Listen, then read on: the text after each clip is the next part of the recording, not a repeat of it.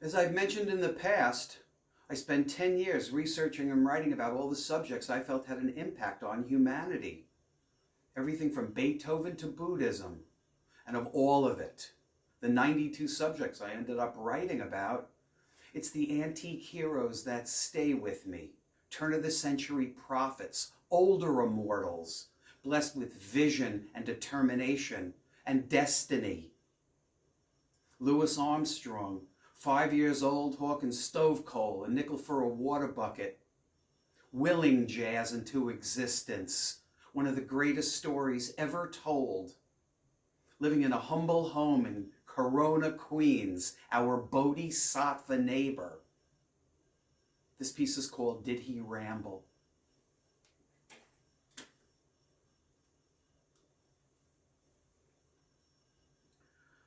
Just a stone cold boy breathing like a bitch, man. 5 years old on the cart, 12 hours a day, delivering nickel buckets to the whores. Real people who never told him anything that wasn't right. Watching the dramas play out all around him, each one a free-form morality play about love and death. Blowing on his tin horn the way Buddy Bolden, the blowinest man since Gabriel did. Accepting whatever life placed before him with the intuition of an old voodoo priest. Strutting in the parade on Fat Tuesday in that white gown with the rope belt, holding that big old lamp in the pit of his stomach, guiding the white folks through the legacy of New Orleans. Getting around, hopping streetcars, selling and hollering, paper, paper, read the New Orleans item. Following the garbage trucks all the way to the Silver City dump to see what prizes he might reclaim. And across the sleeping silent city, the piercing notes of King Oliver's horn calling the children home. How he loved that horn of King Oliver, standing outside the funky butt shouting a tune, listening to those old slow blues that boy could make the women kick over the traces, scarcely lifting their feet off the ground, swaying their bodies from side to side and chanting an old ancient song as monotonous as the dirge the black funeral musicians played, rocking the coffins since the days of Congo Square. So much to play, so much to listen to, so much to learn on that old cornet. Playing some number and it starts going. Sometimes it goes right back to the street. Sometimes it goes farther than that. A colored waif willing to accept cruelty and evil as a part of life. His laughter a shout of cosmic defiance. His awful urge to blow like Buddy Bolden, whose notes were lost in the mist of legend. His sound well beyond his years, as all the whores, pimps, and gamblers wait for the band because they know that Dipper, Mayan's son, would be in it, returning to his past, to reclaim it, to turn into a source of entertainment and even joy. A different chorus every time he played, and you knew it was the blues. Yeah, you knew it was the blues, bending the rhythm and getting so far behind the beat that he seemed to be daring tradition to new extremes. So long as he managed to dodge the hustler's bullets and the whore's razors and the strains of Nearer My God to Thee, as the once red light queens made their way out of Storyville, the colorful past becoming just another poor black southern ghetto where he might be shot or lynched for being in the wrong place at the wrong time, even after he finished swinging those sweet jasmine sounds from the king's throne. Swinging in a different way, blowing the soundtrack of tomorrow, already hard at work willing the jazz solo into existence, playing more than music, playing style, his spirit of endless playfulness, the essence of performing, doing that slow drag while Black Benny stayed on the alert thinking that something would jump off at any minute, like the time Daisy, the whore with the heart of tin, jumped the bucket looking to cut old Cheeky down for hooking up for that poor pot bitch on the slide, right in front of Dipper, sliding from a low note to a high note without any in-between notes, taking it all in as if it were just another souvenir from good old New Orleans. He was used to that kind of jive, seeing the spirit as plain in sinners, thieves, and whores as he did more conventional people. That was life in Storyville, where the Iceman was likely to be your father. Been that way since the nights of Sanctifying in Congo Square. Nothing ever changes. Just keep on going. Couldn't imagine a different hustle. Hawking stove coal, a nickel for a water bucket, blowing a whole flock of good blues. And then from out of the dream of the grandchild of slaves come the telegram from the king summoning Dipper to Chicago to play some real kind of jump. And believer pops, they were really jumping in fine fashion, hugging the blues, like St. Louis blues. And how those dancers would grind away, Dipper bending the notes like he was putting a spin on a fastball, alternating between the melody and his variations on it until the melody gradually disappeared behind the notes suggesting it, and the ear supplied with the horn left out. Never blowing his horn over the king at no time unless Papa Joe said take it. And when he took it, that horn dancing ahead on a shimmering, abstract musical beam, rattling out the musical ideas so rapidly they must have bypassed the conscious mind and come straight from his fertile unconscious, developing the vocabulary of modern jazz, taking it out of the sleepy New Orleans and sticking it right in the fast-beating heart of the embodiment of the dream of Booker T. Sleeping hero, a proud viper, a physic-minded man who traveled far afield and conquered the great white world and then returned to their midst once again and always a member of the waifs' home. A tiger traveling fast, going to take a few choruses to catch him. Look out. Those tones pouring out of those poor agonized lips of his sounded like a weary soul plodding down a lonesome road, the weight of the world's woes on his bent shoulders, crying for relief to all his people. His music belonging to daily life, to the nightclubs and brothels, to funerals and parades. His horn a wand of rainbow. Every note he blew amplified by history. Always remember, when you're sick, nobody's going to give you nothing, man said. So try to stay healthy. It's a tough scuffle, but that's all in life. Just don't wish for anything you can't get. And don't forget, it's better to leave it all behind you. His house is still there. You can visit it. A world-class museum in a working-class neighborhood in Queens, New York. This is the song drawn from that poem.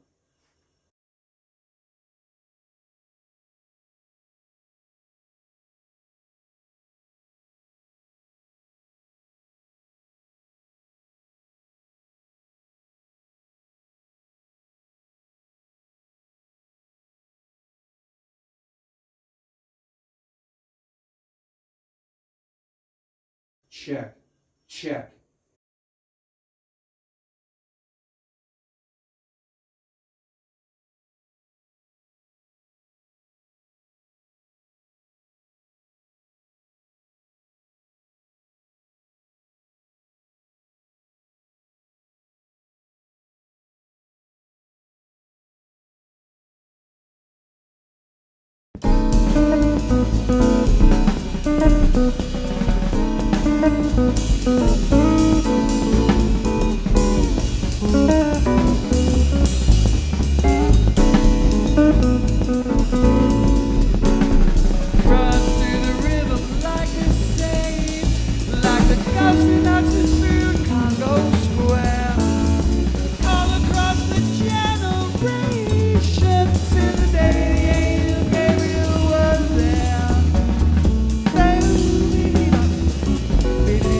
Da da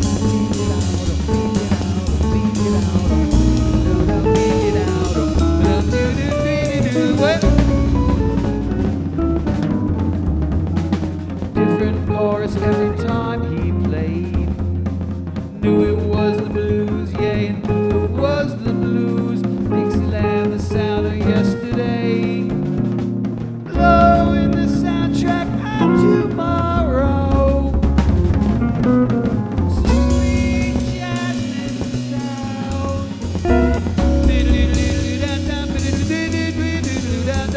Playing Marlin music, playing style. Gets up on the hand to be in their tradition. Right back to Congo, where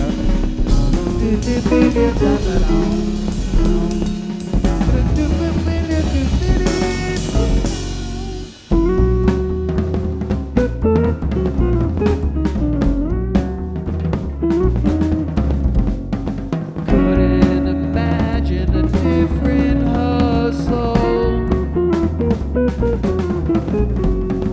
5 years old, hawking stove coal. His heart a wind of rainbows.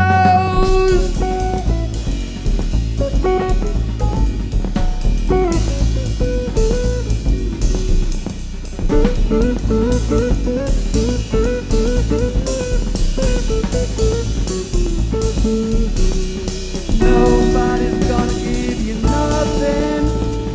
Just don't wish for anything you can't get. Drive like a tiger, gonna take a few choruses. Look out! Look out! Look out!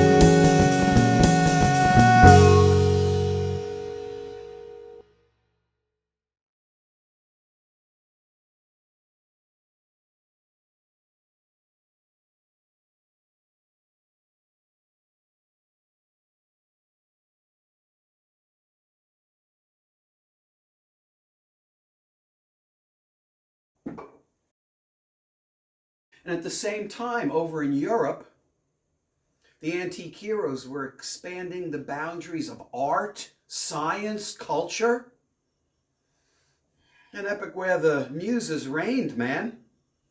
Sometimes hanging out at 27 Rue de Fleurus, where Gertrude Stein was the salon keep. This one's called An Absorbing Landscape.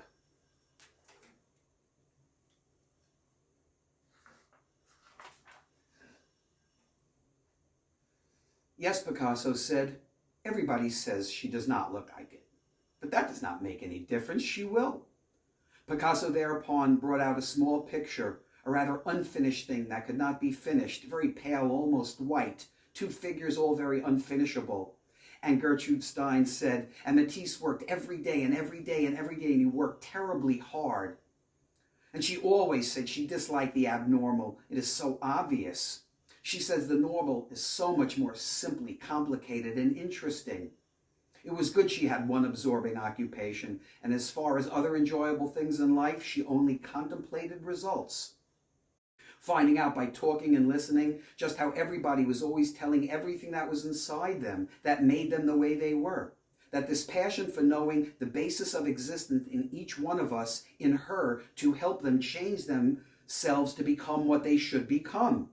Part of this talking consisted in a desire not only to hear what each one was saying in every way everybody had of saying it, but also then of helping them change them to help them change themselves. Everybody said the same thing over and over again, with infinite variations, but over and over again, until finally, if you listened with great intensity, you could hear it rise and fall and tell all that there was inside them. Not so much by the actual words they said or the thoughts they had, but the movement of those thoughts and words, endlessly the same and endlessly different. Many things come out in the repeating that makes a history of each one for anyone who always listens to them. And as one listens to them, the clarity of the history of all of the natures in them, one hears the whole of them in any way it mixes up in them. Sometimes then there will be a history of everyone, everything being the same and everything being different. Sometimes then there will be every kind of history of everyone, whoever can or is or was or will be. Sometimes then there will be a history of everyone from their beginning to their ending, of every kind of them. There will then sometimes be a history of everyone, of everything or anything that is all of them or any part of them. So that shows to you the whole thing is interesting, because as a whole there has to be remembering and forgetting, but one at a time. Oh, one at a time is something. Oh yes, definitely something. Like the vibrant line that is not yet created, and if it were, it would not exist by itself. It would be dependent on the emotion of the object which compels the vibration. The sight of reason, the same sight slider, the sight of a simpler negative answer, the same sight sounder, the intention to wishing, the same splendor. As Gertrude Stein often said, the tender and true that makes no whiff to hue is the time there is question to adopt. Gertrude Stein is a rose who loved the rhythm of the world. And she brought us pot brownies. This is the fruit of such indulgence.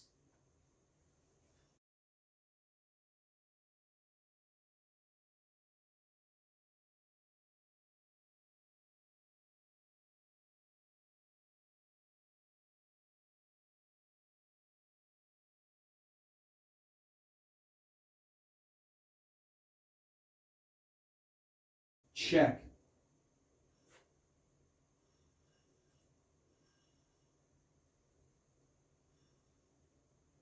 Check.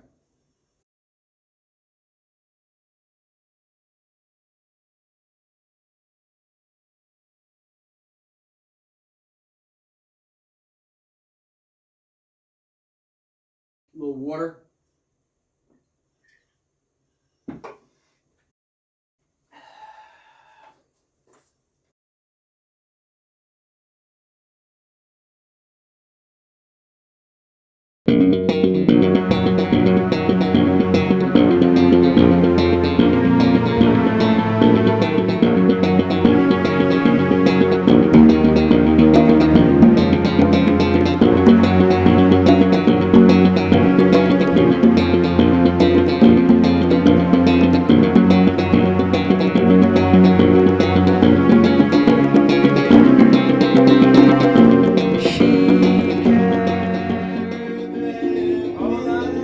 Screwed that up. I'm going to do it again. Hold on.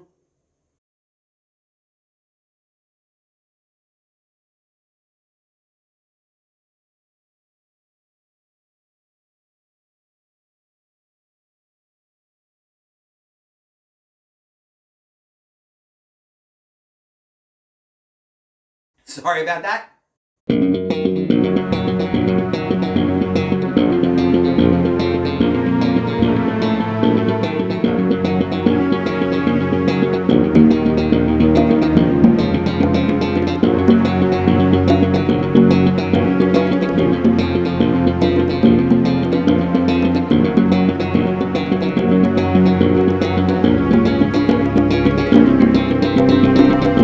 She can't remember.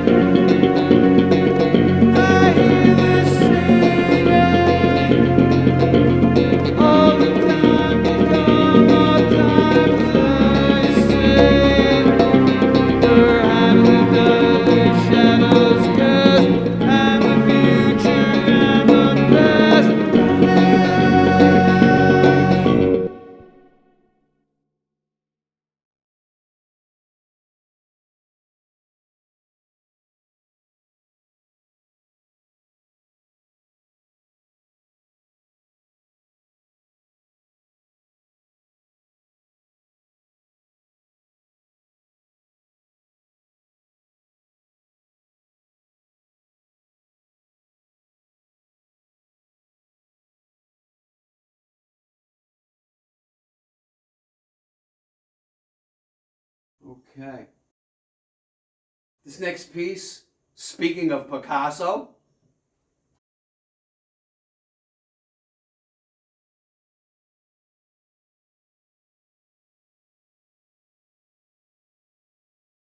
this is called Paint the Revolution.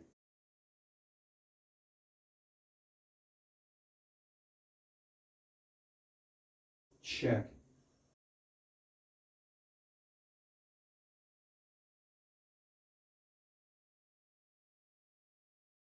Check.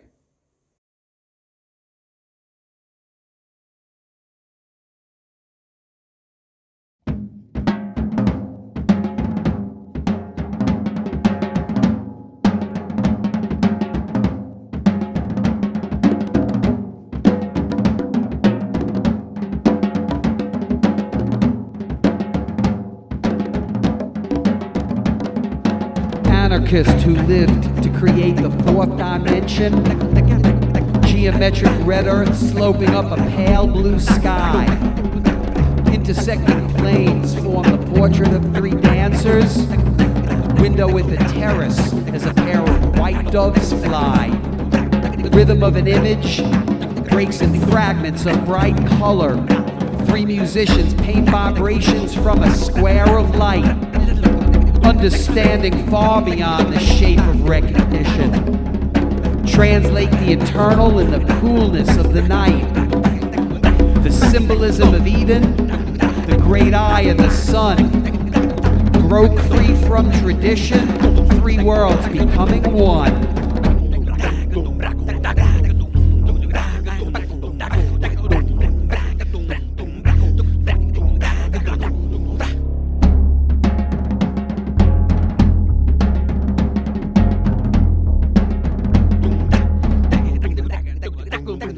Shifting mass of ideas slightly touched with fantasy.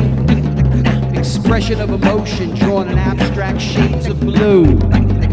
Sacred light that pierces the dark veil of mystery. Creation is a lie that makes us realize what is true. Reflections of war, like the sum of all destruction. Colors of a bitter struggle captured in a scream. One cannot throw down what already lies in ruins. Enigmatic window looking out upon a dream. Boundaries of perception paint the revolution. Passion for creation, empty window frame.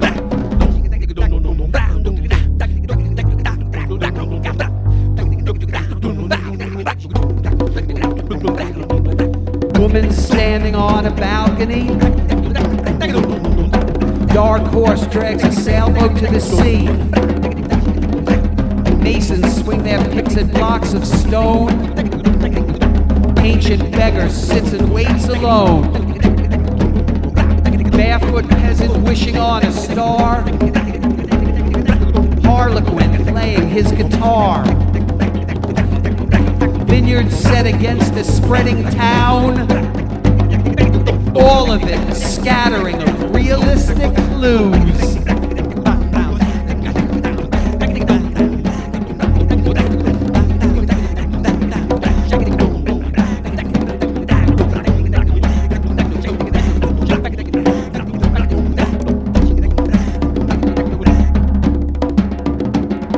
Imaginary crowd in the hand of the gypsy, who knew it was important but did his best to explain. Patterns provide order in the chaos and confusion. Paint a new frontier till not a single myth remains. Boundaries of perception paint the revolution. Passion for creation, an empty window frame.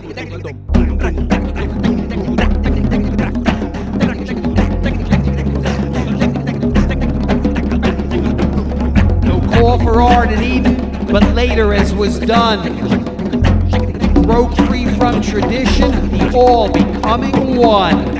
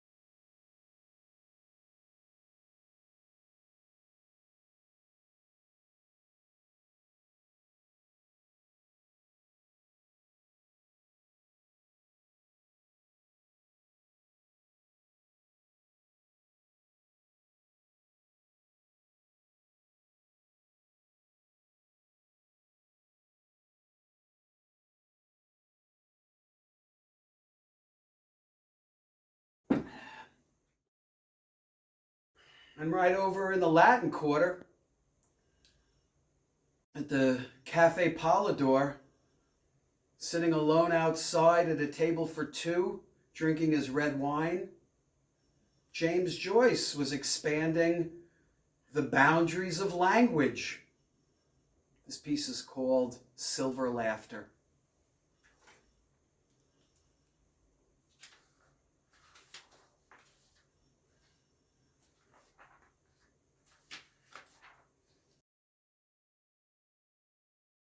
Silver laughter never heard by the desperate. The last word must be yes.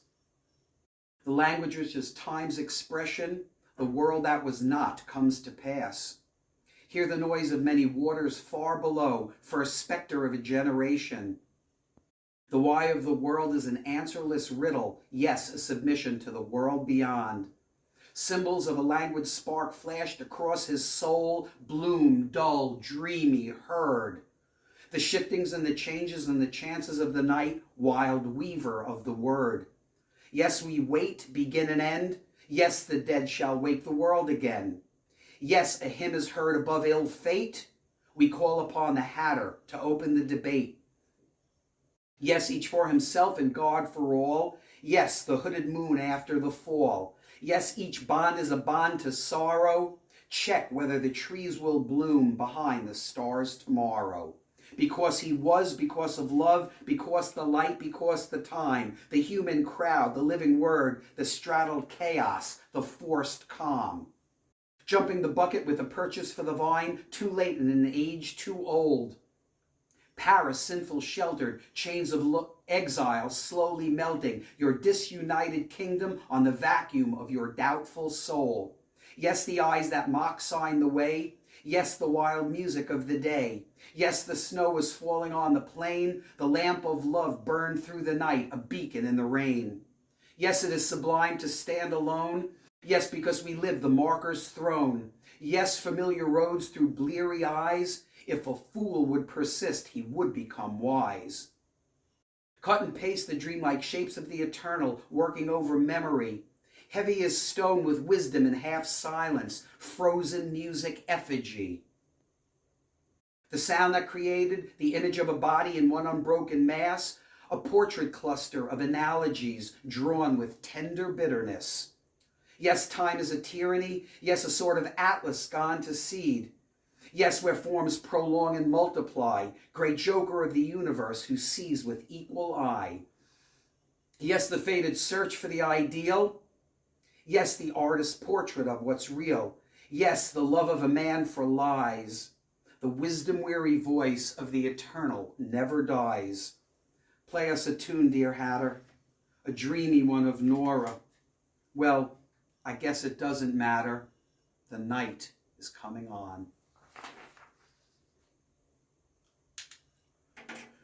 Here's a lapse into music from the chaotic structure of that poem's wandering narrative.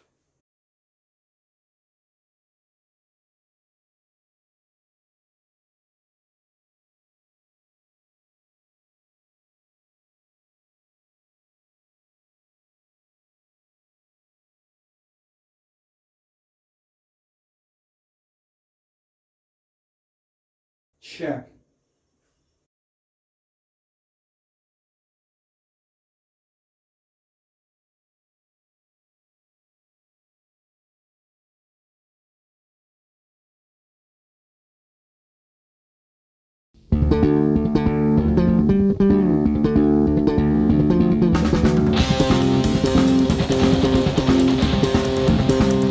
Silver laughter.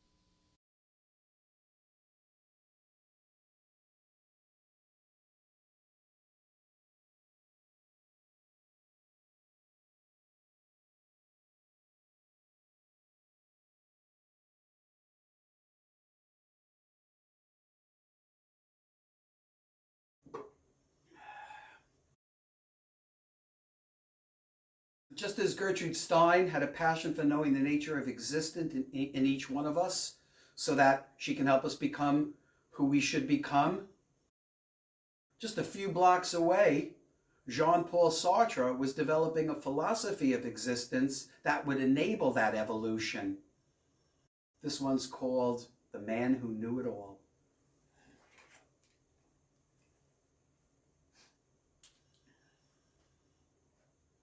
All I wanted was to be, to drive existence out of me, to empty the passing moments, to be alone, so that I might hear Lester Young play his saxophone. The story might even have a moral. There once was a poor man who got lost in the wrong world. Then he understood his dangerous mind. I'm a fool, he thought, to have been so blind. And at that very moment, from the other side of existence, he heard a little melody. Do as I do. While you live, nothing happens. Some things change. There are no beginnings. When you tell about a life, a different perception. Events take place in the opposite direction. You seem to start at the beginning. In 1922 on a fine autumn evening, but in reality, you have transformed everything. The story is going backwards, each moment a rite of spring. I want the moments of my life to follow each other and order themselves like those of a life remembered. Since every thought unites as much as it divides, since words draw us closer by what they reveal and what they hide, since a fathomless abyss separates our self-consciousness from the objective truth others see in us, since though innocent we judge ourselves guilty, since every failure makes us feel our lack of dignity, since human action is dominated by need and alienated by lies, we must set aside all previous habit of thought and learn to see what appears immediately to consciousness and what stands before our eyes. A certain young man was terribly anxious to see the Pope. He made such a fuss, his parents couldn't cope. They took him to the square the day the Holy Father would pass, thinking about the sermon on existence they heard that day at Mass. Existence is a yielding, not something thought of from beyond the fall, weighing heavily on our heart, or else there is nothing more at all.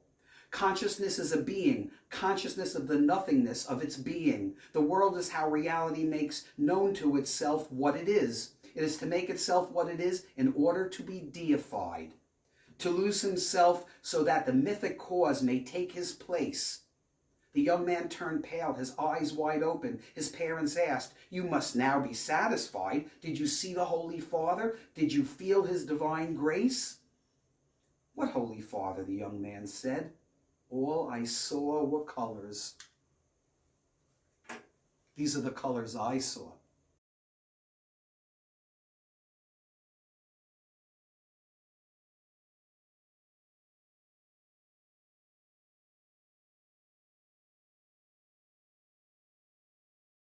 Check.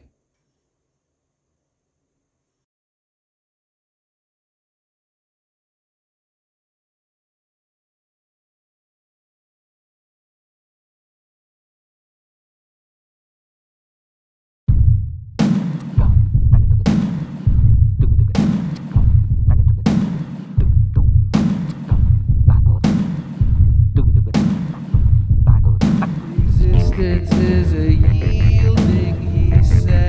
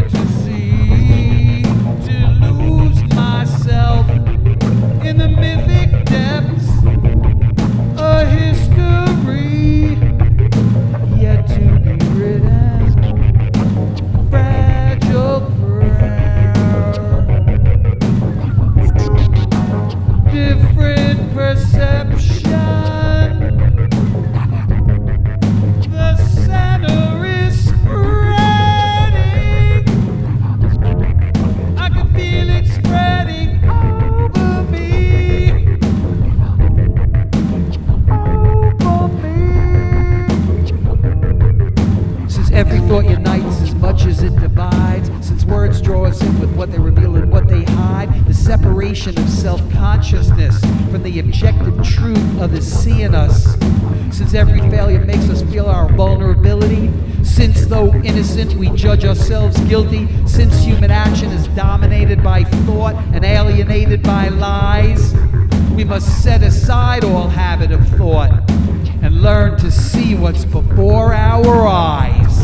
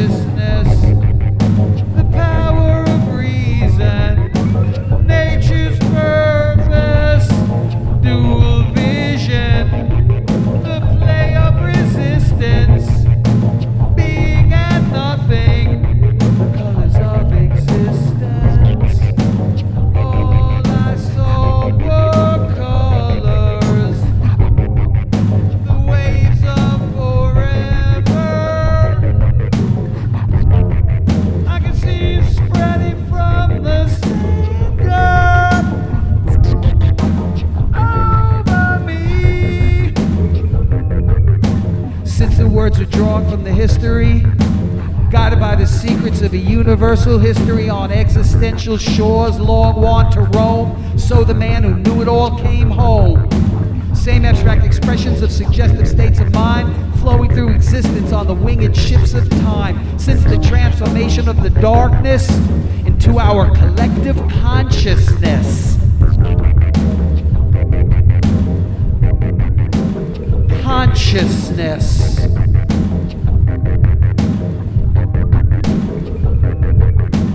Consciousness.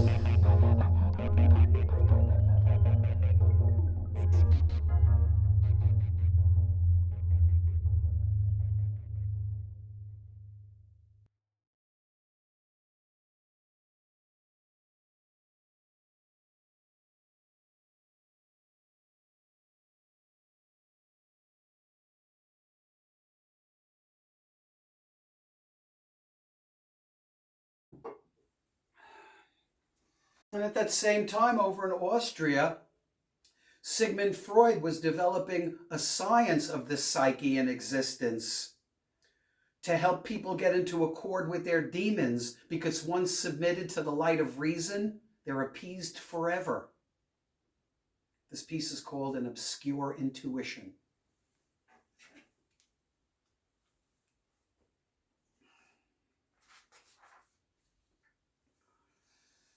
Willing to believe the unexpected truth and obscure intuition of the mind's deepest layers. Only in truth can there be found the answers, the nature of man, the interaction of opposite powers. Mankind is moved by various forces, order and conflict with the chaos of daily life. If we fail to apprehend the deeper truths of that life, we will pass through the world caught in a dream. But how to interpret those dreams? The meaning is not always what it seems.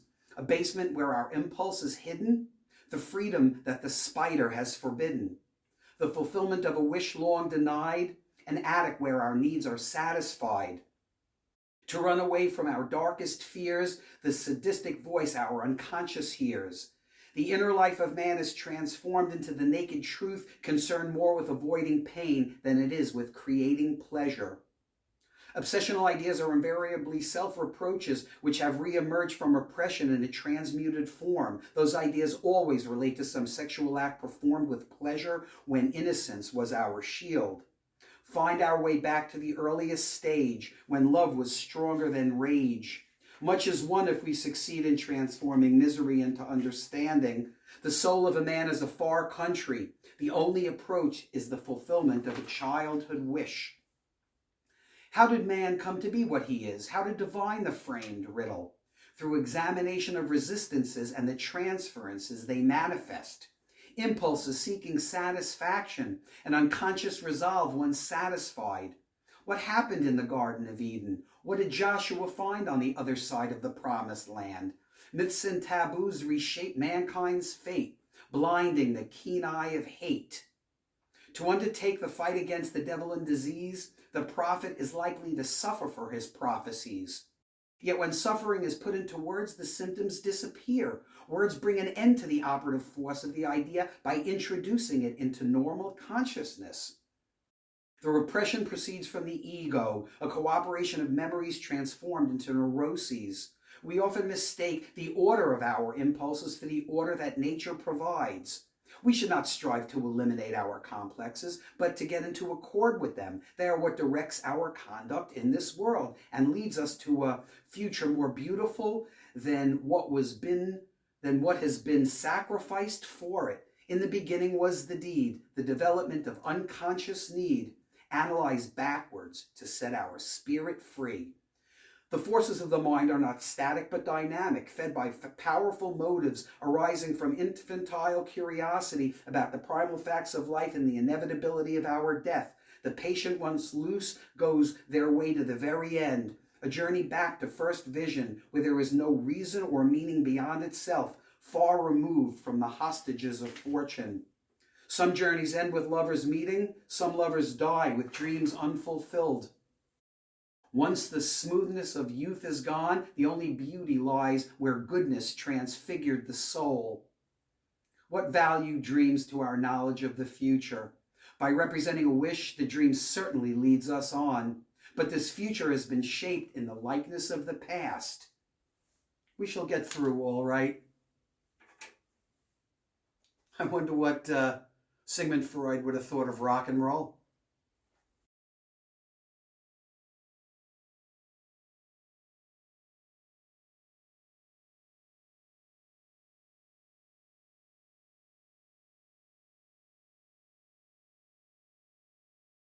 By the way, I know my back looks quite simian. It's our evolutionary heritage. Check.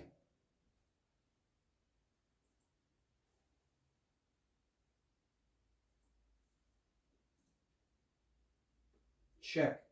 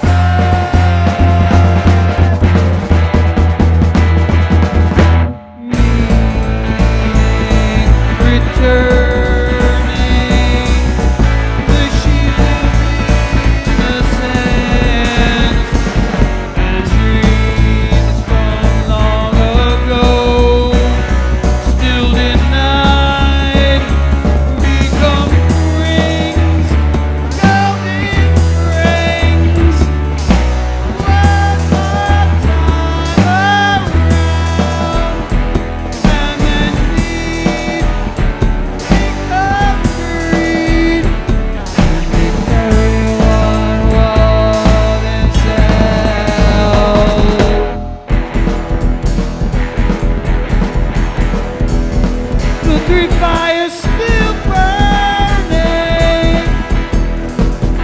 Everyone keeps on turning. The unexpected truth.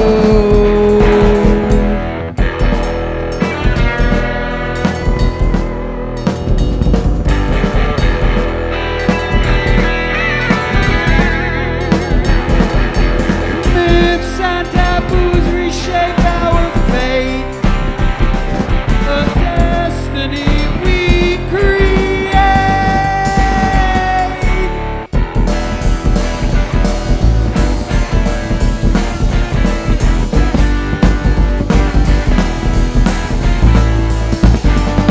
It's a garden of Eden we learn. When you play with fire, gonna get burned. Human nature, the forces of the mind, dynamic rising, sometimes falling. Impulses seeking satisfaction, unconscious resolve once satisfied. What did Joshua find in that only nature could provide?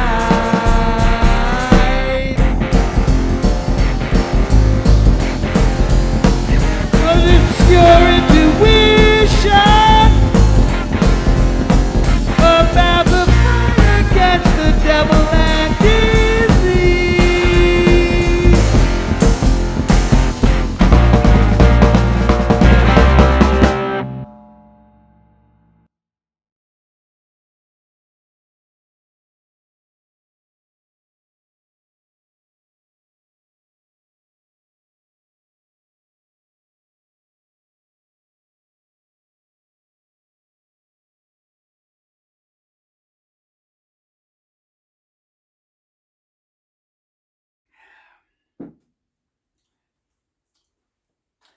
And across the Rhine, Einstein, blowing the world's mind. This is called What Light Is.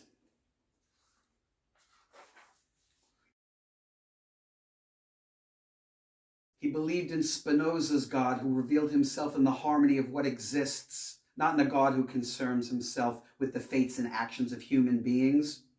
If he were to discover how the world was made, he could take nothing for granted. Absolutes were to be distrusted. Events were often relative to circumstance. The real dimension and the real time are that of the observer, and the stationary and the moving observers are each concerned with their own reality.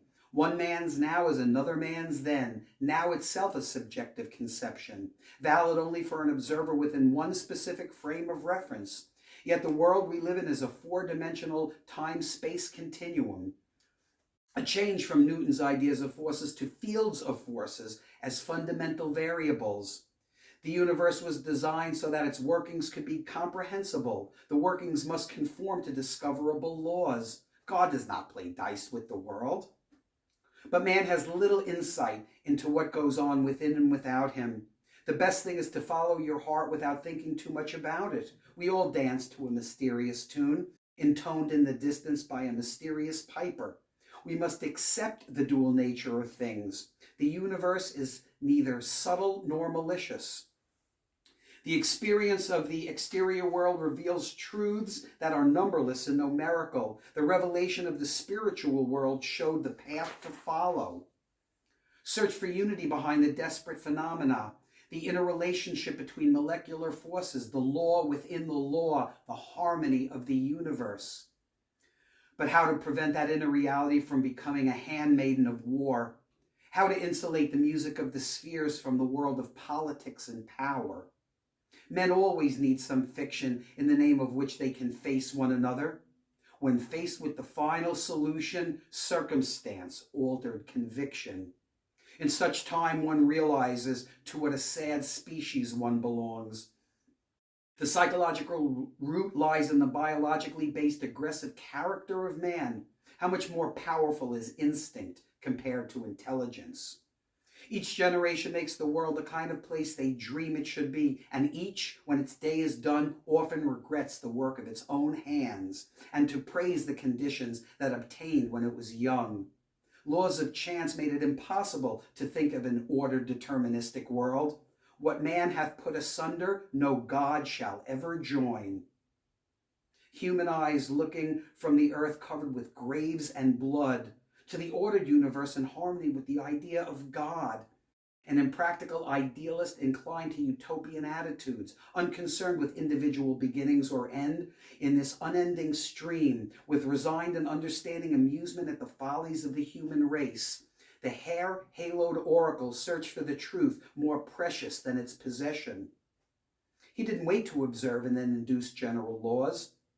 The gift of fantasy meant more to his talent for absorbing positive knowledge.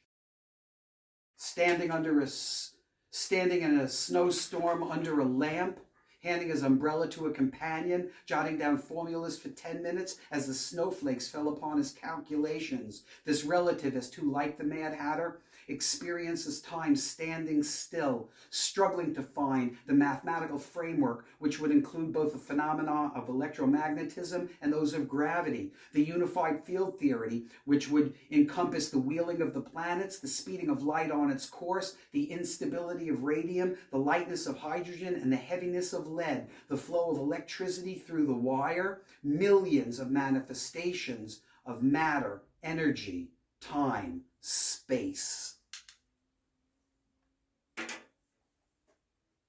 From that muse-infused epic to the older immortals, upon whose shoulders everybody stands, someone gonna lead the way. Mozart, who brought forth the music of the spheres. This one's called The Myth of the Eternal Child.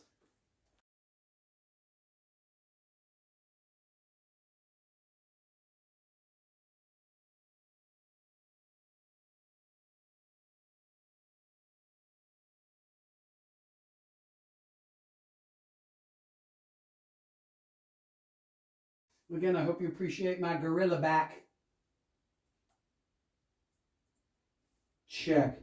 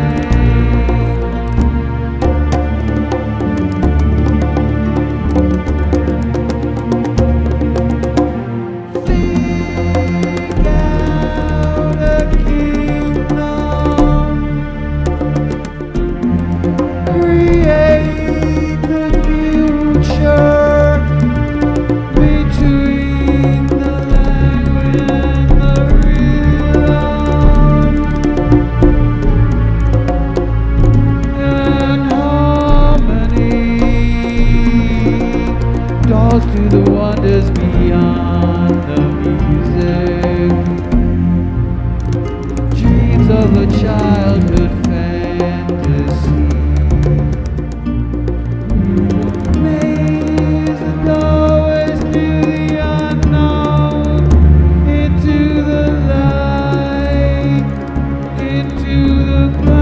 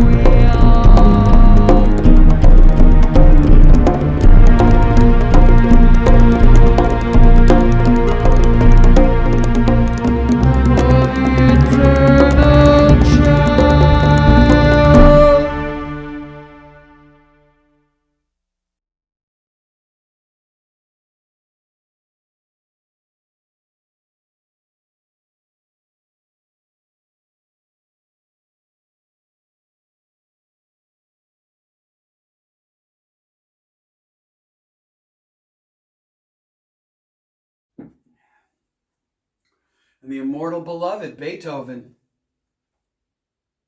who was so tormented because not only did his loss of hearing mean he couldn't hear his music, but he could no longer hear the sounds of nature. This one's called To One Day Hear the Rain.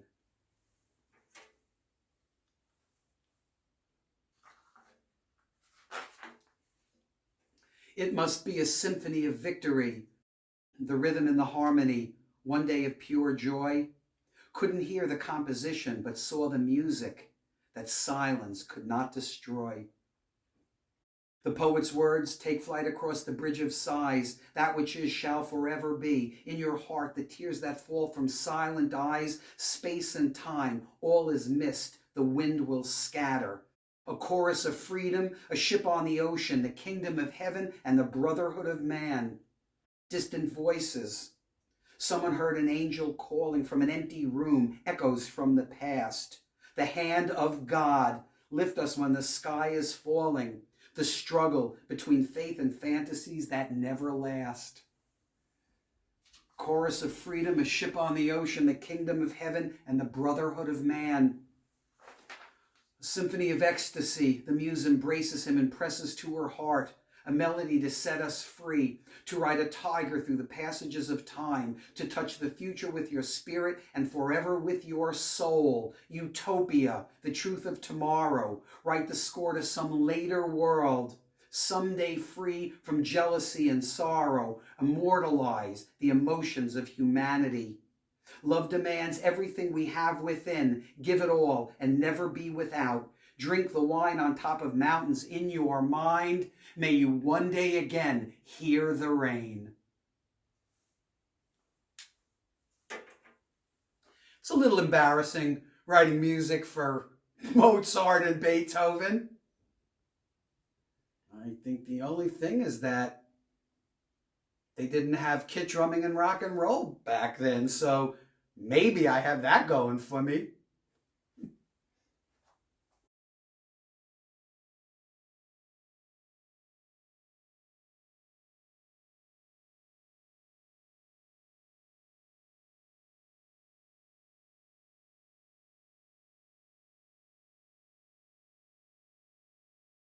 Check.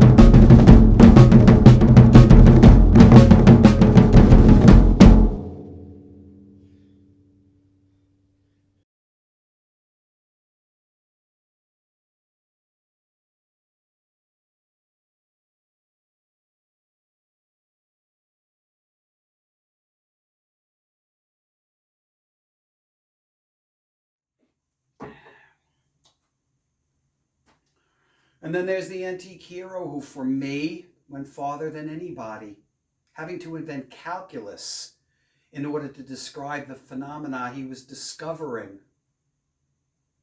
The only good thing is that I'm sure Sir Isaac Newton would agree with my assessment. This one's called praxis.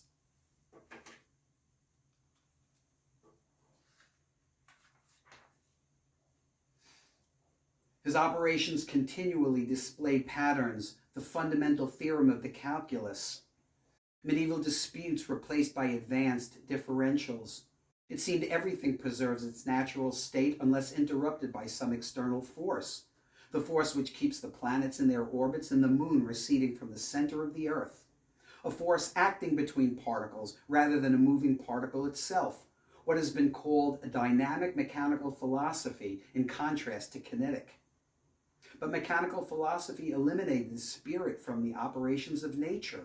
What is nature but life, and phenomena but the activating agency of the spirit, generating fluids out of solids and solids out of fluids, fixed things out of volatile and volatile out of fixed, some things to ascend and others to descend, all actions and opposite reactions compatible with a rationally ordered universe, a universe built by the hands of God to be multiplied to infinity. Even the inverse square and direct distance laws were framed by the truth and revealed in the prophecies of the Vestal cult whose sacrificial fire burns eternal. But then 1 became 12. The planets, the elements, and the quintessence. Even Galileo relented, as the sons of Noah had. But it wasn't until Athanasius, when the apostasy seduced mankind with the cult of 3 equal gods, whose truth was beyond human reason. May 10th, 1681, I understood that the morning star was Venus, and that she is the daughter of Saturn and one of the doves. May 14th, I understood the trident, and 4 days later extracted 4 earths from first water. I understood the quantity of matter arises from its density and magnitude, that a body may be lighter or darker in color according to its elastic virtue, that bodies are composed of transparent particles whose thickness determines the color it reflects. I understood that in hunting for shadows, my peace would be sacrificed. But how else to have my name fairly written in the book of life? Not by making gold or even studying the prophecies.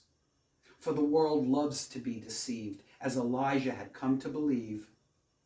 But it is the temper of mankind to be fond of mysteries, and for that reason to like best what they understood least. And what is harder to explain than the dominion of God, who suffers nothing from the motions of bodies, and who offers no resistance? For do not bodies act upon light, and by their action bend its rays? And do not rays begin to bend by the same principle? And do not bodies and light act mutually upon each other? Whence is it that nature does not do anything in vain? And whence arises all the order and beauty we see? What is there in places empty of matter? How to penetrate the perfect imagery? To explain all nature is too difficult a task for any one man or even one age. It is better to do a little with certainty and leave the rest to those who come after. To tell us that every species of things is endowed with an occult quality by which it acts and produces manifest effects is to tell us nothing. But to derive 2 or 3 general principles and tell the world how all corporal things follow those principles would be a very great step indeed. Here's my attempt to capture that poem in a rock shuffle.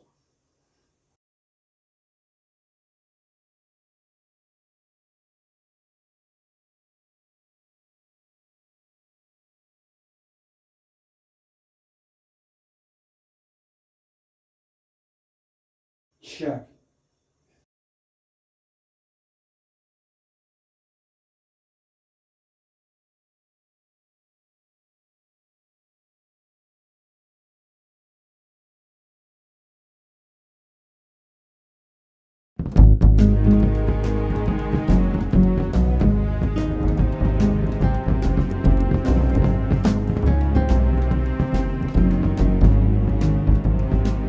Quantify the rapture.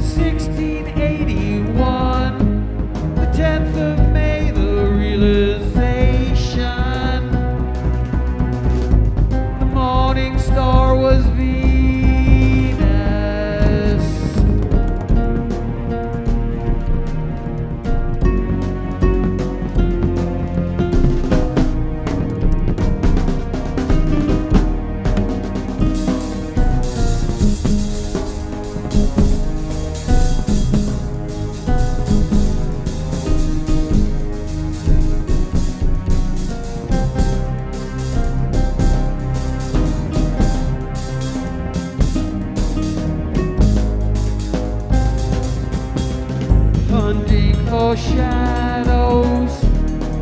The world enjoys deception, like Elijah believed.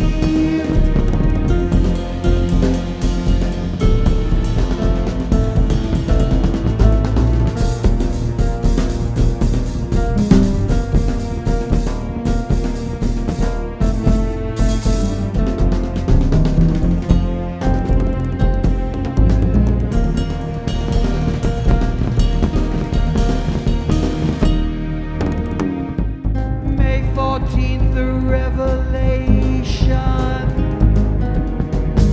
See the light by vibration. Rays bending, never ending.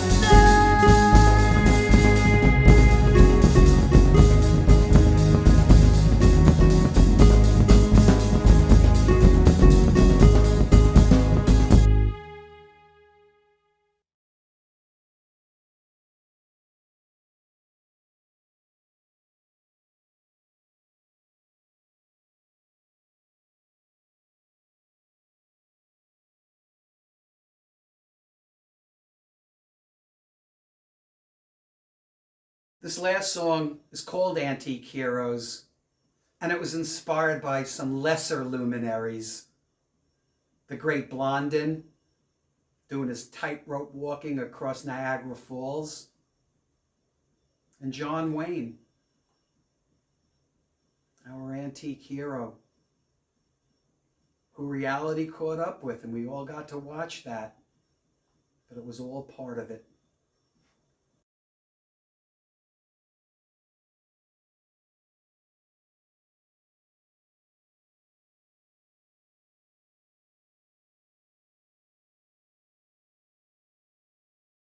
Check.